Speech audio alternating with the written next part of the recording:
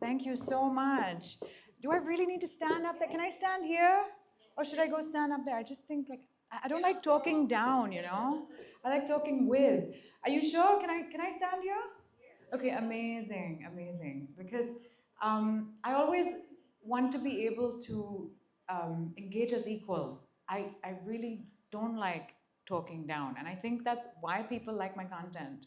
Because, no one grows up in this country thinking, I'm going to be a sex educator. Like, 10-year-old me did not know that that was even a possibility, right? I am an accidental entrepreneur. I got to invent a career for myself. And I think the reason I got to do that is because I was just able to say the things that most people feel they cannot say. I think that sex is one of these subjects where there's so much silence, inauthenticity, shame, even from the people who really ought to be doing a better job, like parents, right? Most of us hear our first lies from our parents, literally the primary authority figures who you trust for credible information, who you think of as almost godlike as a kid, right? Like, who's going to have answers better than mom and dad? And yet, when it comes to sex, they will blatantly lie. They will blatantly lie or be quiet or punish you or some combination thereof. Even your teachers in school, next best authority figure, unable to be authentic about this, blatantly lie, punish you, or be silent.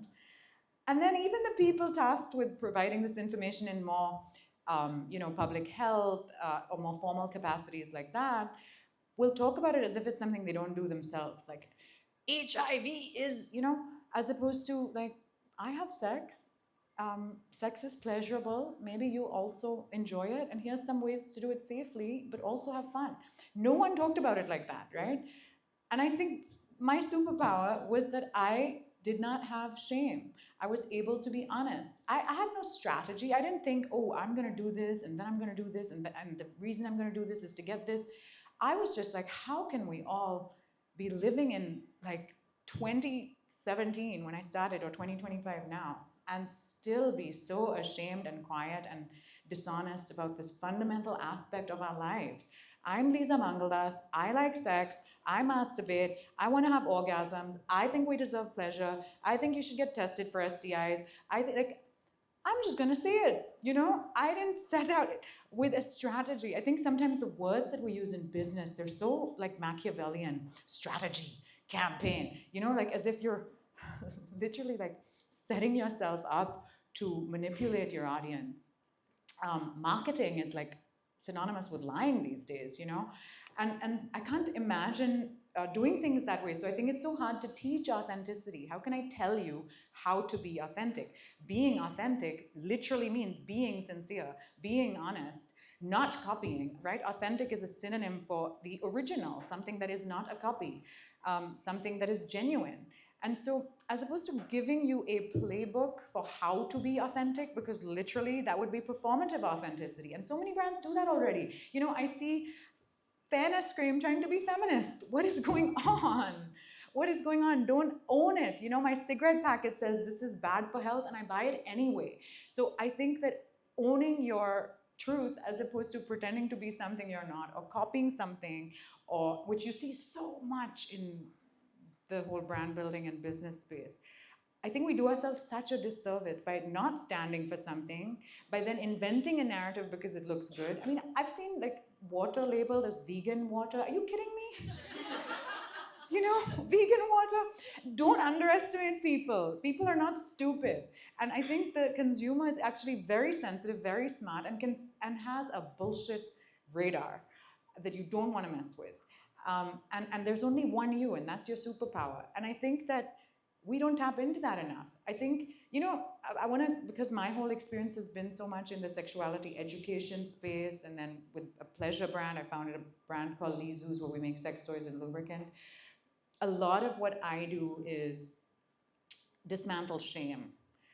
And in the context of sexuality, obviously that's like a huge thing. Most of us carry sexual shame. Most people would not be comfortable standing up in a room full of like founders and all the, very impressive people in their very corporate avatar. Like, we're really putting on our best, most professional, like self-presentation today. Maybe it would be awkward to stand up and be like, I like sex, or I don't like sex, or whatever. I do that every day. And I think that being able to let go of this fear of judgment, how is everyone going to see me? What are people going to think? What are people going to say about me? Is what I'm saying going to be received badly? Like, I think if your conviction is not solid enough for those concerns not to matter, you got to work on your conviction. Like, you got to stand for something and then stop caring what other people think, whether it makes you uncomfortable to be vulnerable or not. Like, the thing that you have conviction in should be so solid and so strong and driving you so intensely and irrefutably that none of that matters. And I think so often when I imagine some people might have attended this session because they want to learn to use social media more effectively to market their brand, or as a founder or whatever. And I think so often we're a bit scared. Like, if you've never made a reel, it can be a bit like, oh, how can I put myself on Instagram? And you're thinking about like the 5 people on your dinner table, or your neighbor, or some school friend, and what they're gonna think. Who cares? Honestly, like, you need millions of people who don't know you to believe in what you're doing. If you're going to think about your father-in-law and your uncle and auntie and like these 5 people who maybe, I don't know, man, who you have some complexes with, like, you have got to get over that. And with sex particularly, most people ask me, like, are you trolled? Are you, you must be getting so much pushback. Like, do you get hate mail and stuff? And I think those trolls, like, don't even matter. And honestly, less than 1% of the feedback I get is troll-like. Most of it is just, thank you, Didi. I learned something. I'm so grateful for this. Even I want to talk about it. The trolls are the family members most often. I'm really lucky not to have that problem. My family is like my biggest support system and cheerleader. But I think so many people tell me they're unable to do what I do, even share what I say or something, because their own mom, dad, brother, father-in-law, somebody like that is going to judge or like have a problem with it. And so I think we've like got to overcome that fear of our immediate environment and what they're going to think. You deserve those people's support, but even if you don't have it, you cannot let that come in the way of your conviction, And it's amazing how success breeds support. Okay, the same people who were naysayers, like, oh, how can you talk about this? And now, like, Lisa, this is so cool. Lisa, you're so cool. You're so cool. So I think then you can be the change, right? Even the naysayers get on your team as soon as you do well. So I feel so privileged that I've gotten to do this, because I never knew this would happen. Like, I did not think I would see the day where I could make money talking about sex, or educating about the clitoris, or encouraging more women to have orgasms. I never thought I'd see the day. This was a passion project. I started doing this in 2017 because I was like, someone has got to do this, My own pleasure and sexual health and relationships and things seemed unnecessarily confounding to me. Like, why is it so difficult to find a gynac who is not going to ask you, are you married, as the first question? Or why is it so awkward to buy condoms at the grocery store? Or why does no one seem to know where the clitoris is? In 2017, Instagram wasn't as evolved as it is now. It was not even a video sharing platform. The Me Too movement hadn't happened. Section 377 hadn't been repealed. Like, it's amazing how much positive change has occurred in these last 8 years, even though more could. But when I was like 25 years old and working as a journalist and trying to do this work, I was just like, I just want to say this stuff. Even if 3 people tune in, it doesn't matter. I felt this need to initiate these conversations. And it wasn't even that I had all the answers. It wasn't like I'm the expert. Come and listen to me. It was like, I think we need to talk about this stuff, and we deserve scientifically accurate, judgment-free spaces for this conversation. And I am just going to try. I'm just a girl on the internet, and I'm just going to try to open a little window of possibility here, and let's see who joins in. And so many people joined in, because I think, speaking of authenticity, most people, when it comes to sexuality, have such a dissonance between their private self and their public self, the true sort of sexual persona that they wish they could explore, and the one that they're having to project to their family and just to the world. And so there was such a yearning to be able to take the mask off and be honest, right? And I think that over time, I wasn't an overnight viral sensation. I've been doing this for 8 years at least, maybe longer. I lose track even. So it wasn't that like I did it for the reward. I don't know how to convey that. I think so often today, like people are chasing virality, like just let's just try and get this to hit like 5 million views tomorrow, you know? And I don't, maybe you luck out and that happens once or twice and you can like do really clickbaity stuff or really shocking or unnecessarily controversial things to get quick attention. But my experience has been that if you just show up and you are consistent and you have conviction and you are able to make people feel seen because you're sharing with vulnerability. I think vulnerability is such an act of generosity. When you're willing to be honest, you open the door for many more people to also be honest. While sitting here, people have come to me and shared such personal things, never even met me, but like someone told me that they had PMDD and don't experience sufficient lubrication. First thing they tell me when they meet me here. That is such a beautiful thing, isn't it? That someone feels sufficiently connected to me to tell me that. Someone else said that they just feel so confident in bed because of what they've been watching on my channel.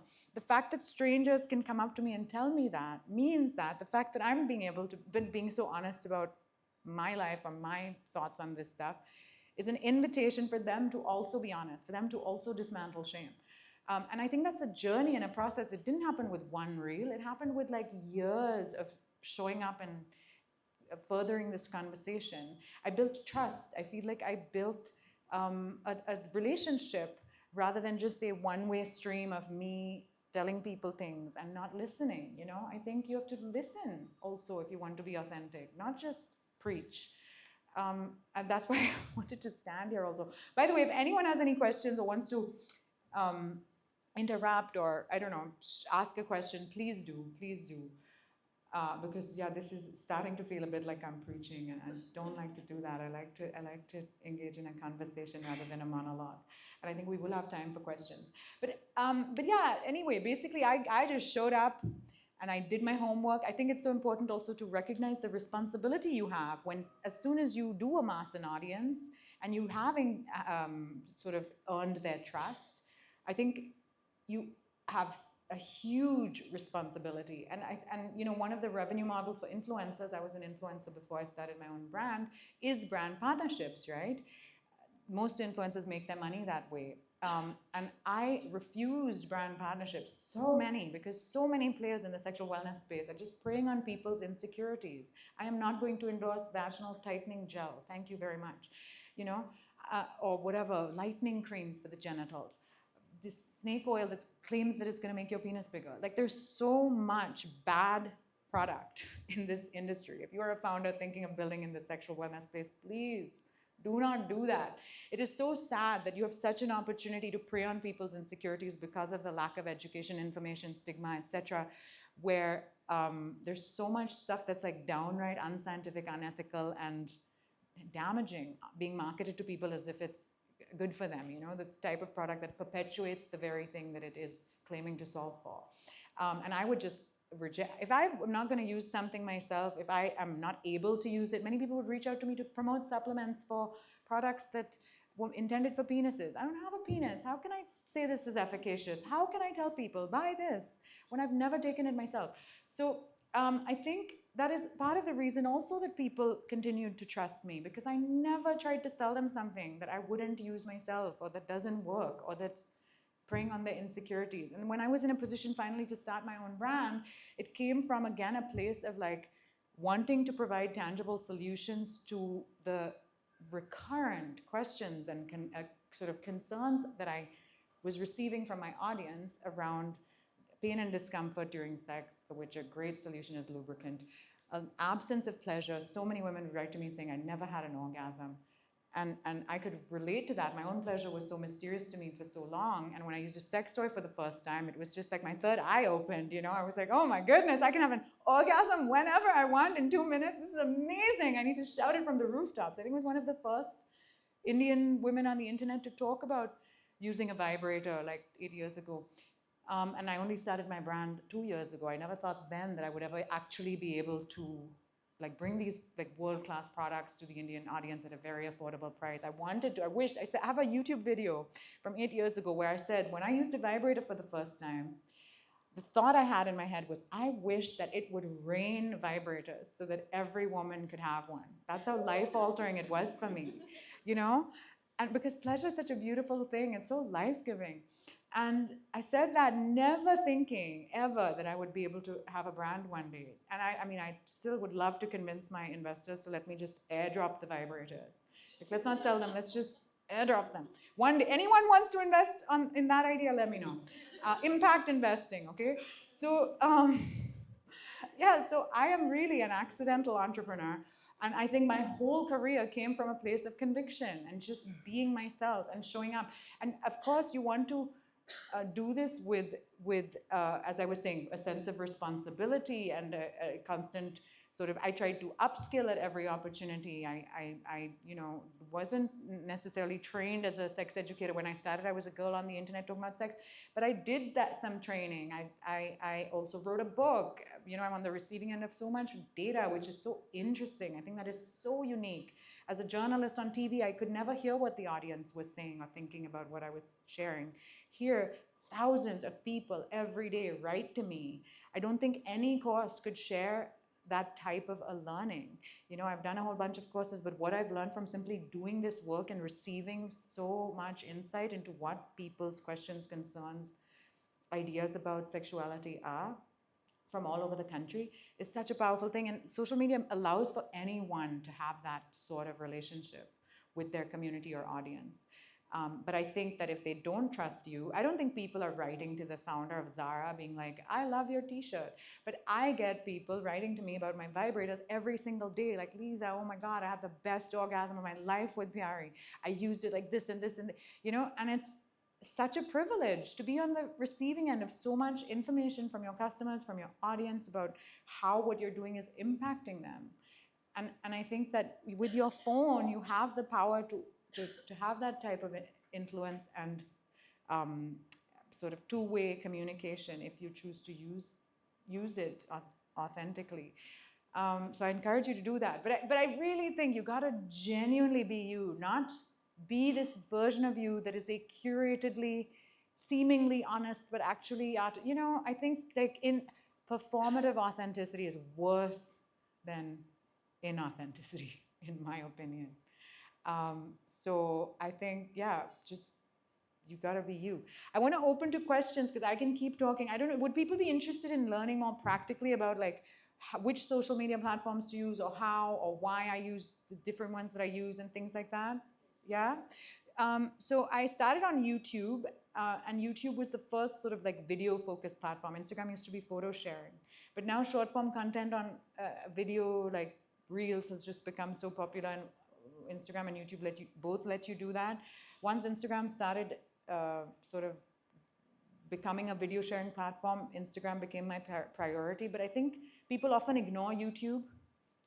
Founders are often on Instagram and not using YouTube. And I think that it's worth noting that that is still the biggest video platform in terms of just numbers of people tuning in. And it's also very search friendly. Like Google owns YouTube.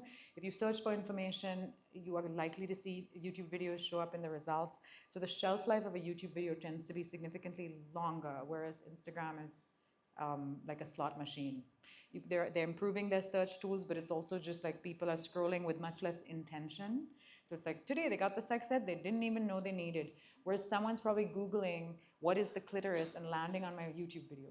So it's good to use both platforms, especially if you're trying to educate about something. Many products today require a lot of education. And even if you're providing value, whether or not they buy the product, like I think it's information that's valuable to people when you're talking about what is the clitoris, what is an orgasm, even if they have no intention of ever purchasing something from Lizu's, that is information that's valuable to them. So those videos are getting views because I'm providing something of value. So I think instead of only marketing, if you're actually providing value while being authentic, people are going to tune in. I also think that you have to sometimes find ways around the platform's increasingly sort of punitive restrictions around for sex particularly, but basically all internet media is becoming more like television, where it's not this free happy place anymore, the internet. And so a lot of categories like sexual health, financial information, mental health, current affairs are now being subjected to a lot of restrictions within these American platforms like Meta, Google, and Amazon. And so it can be a bit tricky if you're building in any of those spaces to speak freely. Like I can't say sex anymore.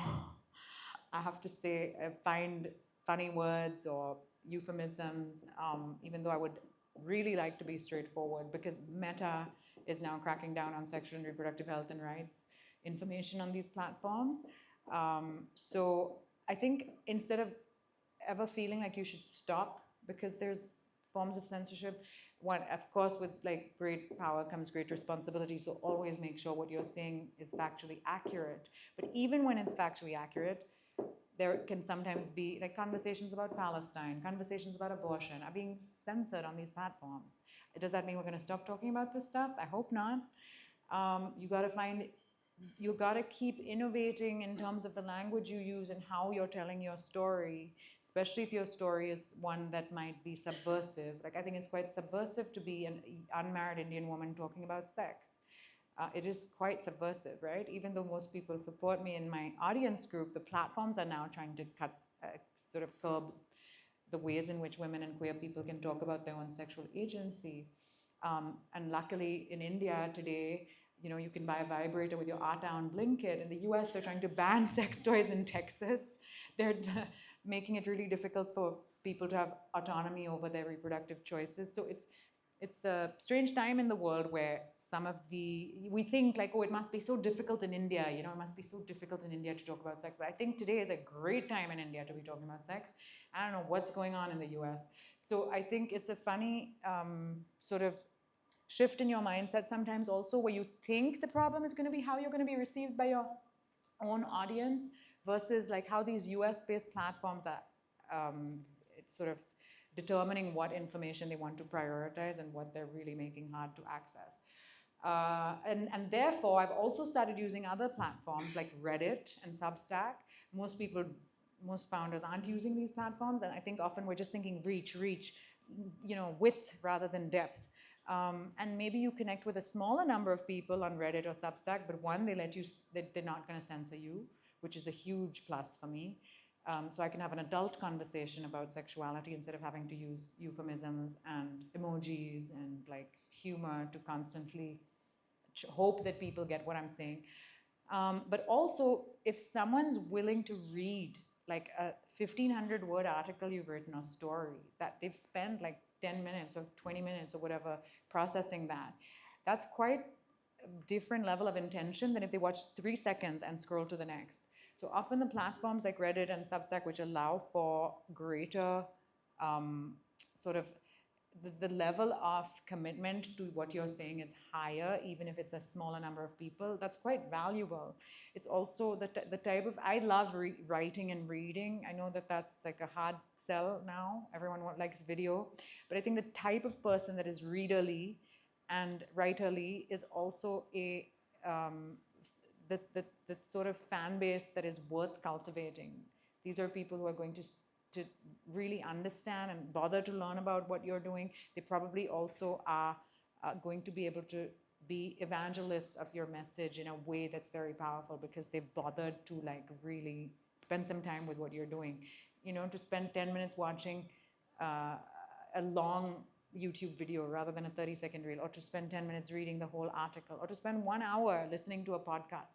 You might see smaller numbers, but greater, like you've managed to capture somebody's attention for longer, and that's valuable. So don't ignore I would say don't ignore the platforms that give you, even if it's a smaller audience, a more committed audience, if that makes sense. Instagram is often not the most committed audience. They might forget, they're seeing so much stuff. They might not even remember they saw your reel. Whereas I think when you read a whole article or listen to a whole podcast or read a book. I wrote a book. My book maybe sold 10,000 copies. It's considered a bestseller. I get millions of views on my reels every day. But I think the type of person who read my book is a super fan in a way that's so precious. They spent like 3-4 days if they read it in one go, or maybe 3-4 months thinking about and reading what I had to say. So, yeah, don't ignore the less big audience type of surfaces, I would say. Are there any other questions around using more practical questions around how to use any of these platforms? Or yeah.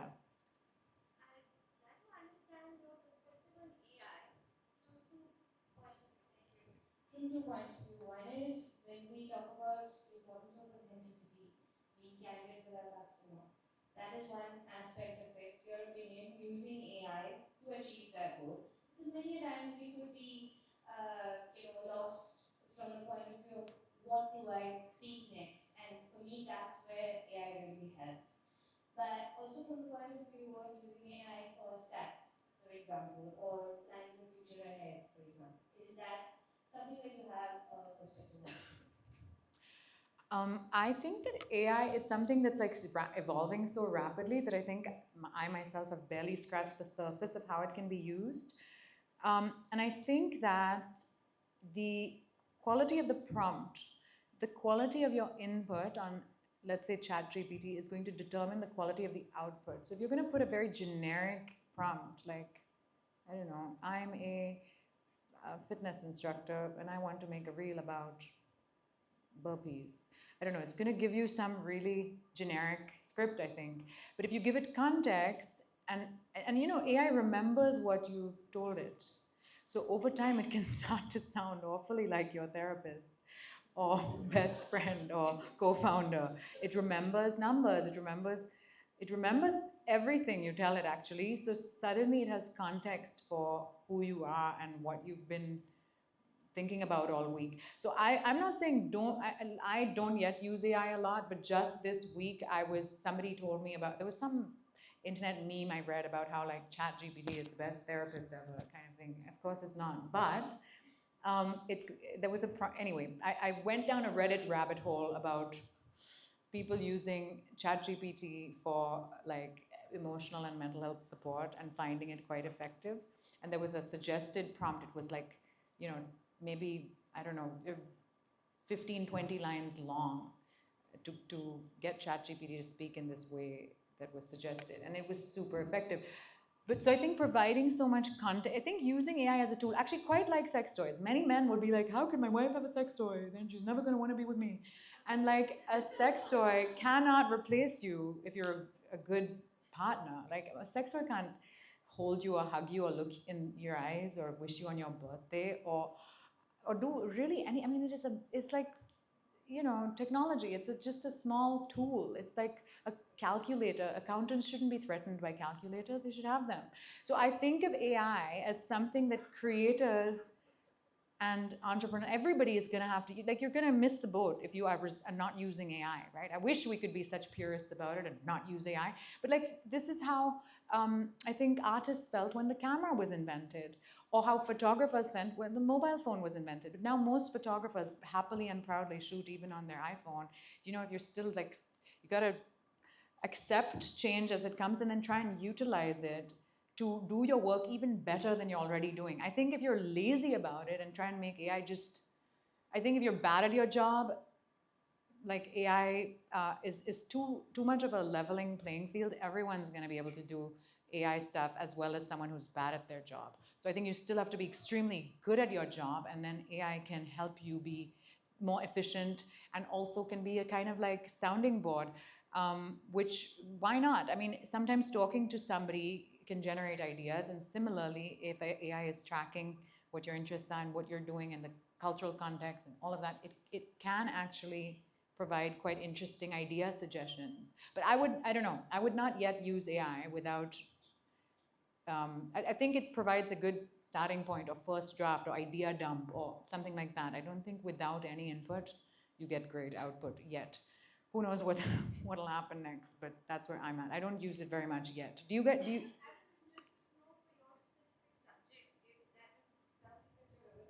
See, the other problem is on a lot of these AI platforms are, sorry, we can't talk about this subject because it's sex, right?